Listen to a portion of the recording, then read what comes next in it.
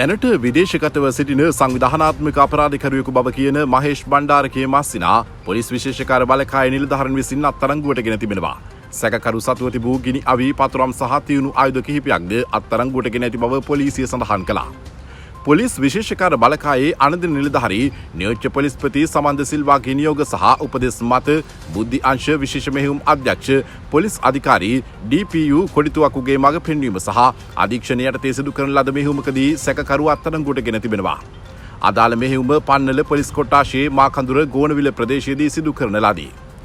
මාකඳුර ගෝනවිල ප්‍රදේශයේ පදිංචි 46 හැවිරිදීමෙන් පුද්ගලයා විදේශීය නිෂ්පාදිත රිපීටර් වර්ගයේ ගිනි අවියක්, විදේශීය නිෂ්පාදිත ශුද්‍ර වර්ගයේ පිස්තෝලයක්, පිස්තෝල සඳහා භාවිතා කරන කාර්ට්‍රිජ් එකක්, මිලිමීටර් 9 උණ්ඩ 7ක්, බොර 12 උණ්ඩ 9ක්, කඩුවක්, රුපියල් 1100ක මුදලක් සහ ජාතික හැඳුනුම්පත සහිත මුදල් පසුම්බියක් සමග අත්අඩංගුවටගෙන වැඩිදුර විමර්ශන සඳහා පන්නල පොලිස් ස්ථානයට බාර දී තිබෙනවා.